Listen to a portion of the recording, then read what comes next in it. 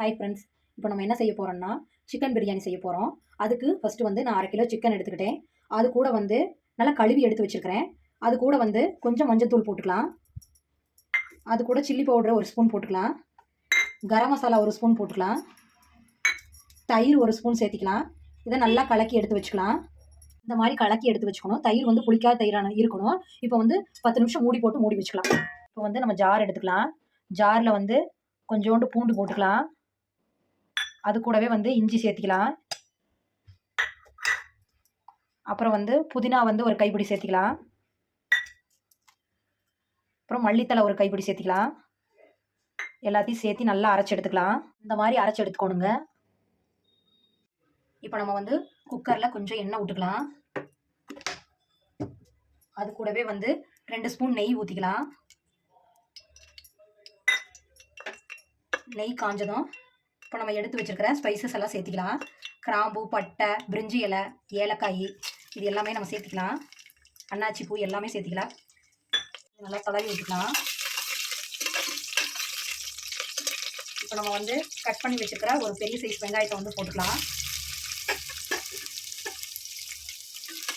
இதை நல்லா வதக்கிக்கணும். கலர் மாற வரணும், நல்லா வதக்கணும். கூடவே ஒரு பச்சை மிளகாய் போட்டுக்கலாம்.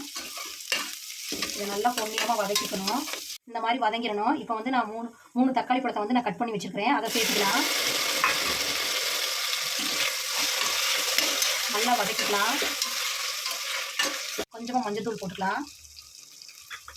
அது கூடவே வந்து 1 ஸ்பூன் வந்து சில்லி பவுடர் போட்டுக்கலாம். நம்ம ஆல்ரெடி வந்து சிக்கன்லேயே பிசைஞ்சு வச்சுருக்கிறோம்.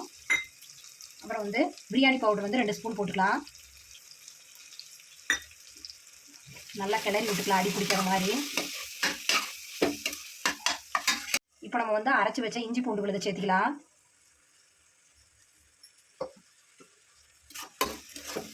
நல்லா வதக்கி விட்டுக்கலாம், பச்சை வாசனை போக வரலாம்.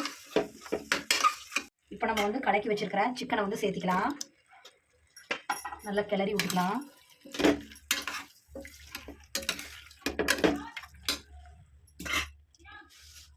கொஞ்சமாக உப்பு போட்டுக்கலாம், தேவையான அளவு.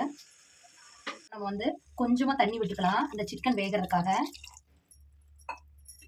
இப்போ கிளறி விட்டுக்கலாம். கொஞ்சம் நேரம் சிக்கன் வந்து தண்ணியிலேயே வந்து வெந்து வரணும். இந்த மாதிரி எண்ணெய் பிரிஞ்சு வந்துடணும்.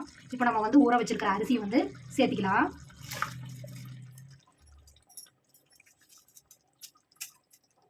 நான் வந்து சின்ன டம்ளரில் 2 டம்ளர் அரிசி எடுத்துருக்கிறேன். அதுக்கு வந்து நான் தண்ணி அளந்து வச்சுருக்கிறேன், 4 டம்ளர் தண்ணி. அதை நம்ம சேர்த்திக்கலாம். ஆல்ரெடி வந்து சிக்கன் கொஞ்சம் 1/2 டம்ளர் தண்ணி ஊற்றிருக்கிறோம். இதுவே வந்து போதுமானது. இப்போ நம்ம வந்து தேவையான அளவு வந்து ஆல்ரெடி உப்பு போட்டுக்கிறோம். தேவையான அளவு கொஞ்சம் போட்டுக்கலாம். இப்போ நம்ம வந்து லெமன் கொஞ்சம் புழிஞ்சு விட்டுக்கலாம். மல்லித்தலை கொஞ்சமாக தூவிக்கலாம். இப்போ குக்கர் மூடி போட்டு 4 விசில் விட்டு எடுத்துக்கலாம். ஓகே ஃப்ரெண்ட்ஸ், சுவையான பிரியாணி ரெடி ஆயிடுச்சு. நீங்களும் இது மாதிரி ட்ரை பண்ணி பாருங்கள்.